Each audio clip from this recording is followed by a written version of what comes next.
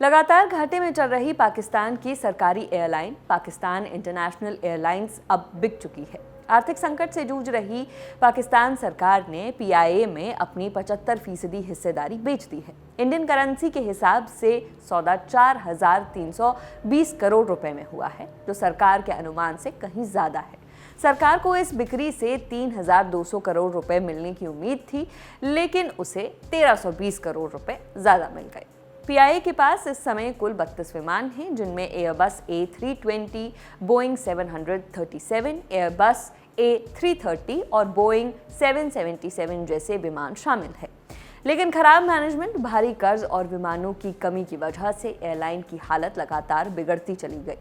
हालात इतने बिगड़ गए कि इसकी नीलामी करनी पड़ी।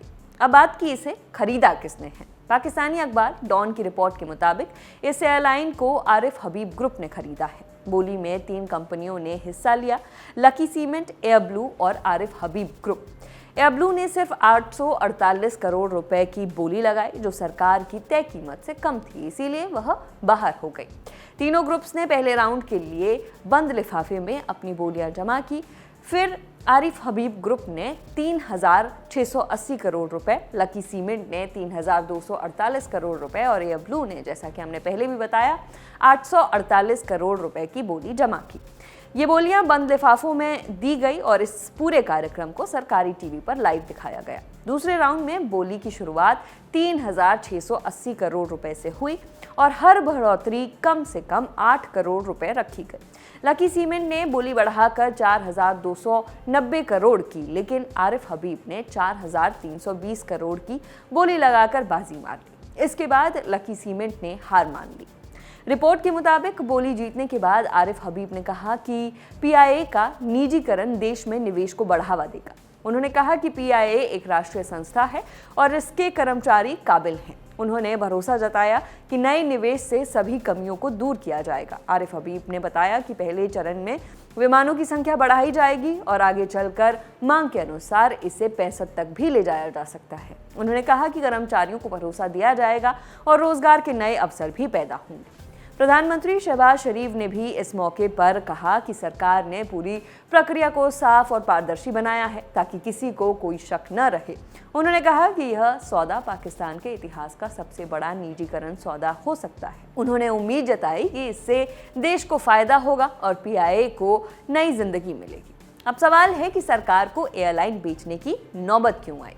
दैनिक भास्कर की रिपोर्ट के मुताबिक एयरलाइन बेचने के पीछे की सबसे बड़ी वजह आईएमएफ की नीति है।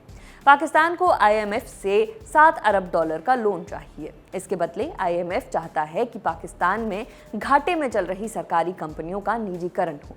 इसी शर्त के मुताबिक पाकिस्तान अपनी 24 सरकारी कंपनियों को प्राइवेट कर रहा है। पीआईए भी इसी का हिस्सा है। इसके अलावा पीआईए को बेचने का दूसरा कारण एयरलाइन को रिवाइंड करना भी है, क्योंकि आर्थिक तंगी की वजह से सरकार पीआईए में निवेश नहीं कर पा रही है। पीआईए के खराब मैनेजमेंट से यात्री भी परेशान हैं। साल 2020 में कराची में पीआईए का एक प्लेन क्रैश हुआ था, जिसमें 96 लोगों की जान गई थी। जांच में पीआईए के 250 से ज्यादा पायलट्स के लाइसेंस संदिग्ध या फर्जी पाए गए थे। हादसे से पीआईए की छवि खराब हुई थी और कई देशों ने पीआईए की फ्लाइट्स पर बैन लगा दिया था। बैन के चलते पीआईए का घाटा बढ़ा और कंपनी पर करीब 25,000 करोड़ रुपए का कर्ज हो गया। अभी पाकिस्तान के एविएशन सेक्टर का उसकी जीडीपी में सिर्फ 1.3% योगदान है। वहीं यूएई में यह 18% और सऊदी अरब में 8.5% है, जबकि पाकिस्तान में ये सिर्फ 1.3% ही है। प्राइवेटाइजेशन से इसमें ग्रोथ हो सकती है। इस खबर में फिलहाल इतना ही। मामले में जो भी अपडेट आएगी हम आप तक लगातार पहुंचाते रहेंगे। मेरा नाम है निहाद हमान, कैमरा के पीछे है विजय। देखते रहिए दी लल्लन टॉप। शुक्रिया। यहाँ कबूतर एक पंख से उड़ता है और दूसरे से अपनी इज्जत बचाता है।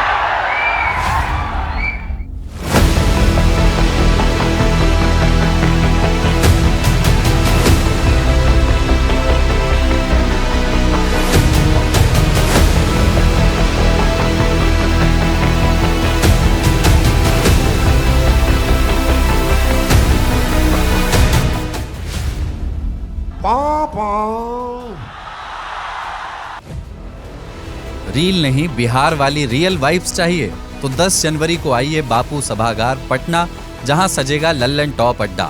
thelalantop.com खोलो, बैनर पर क्लिक करो और तुरंत करो रजिस्टर और पहुंच जाओ पटना के सबसे जबरदस्त अड्डे में।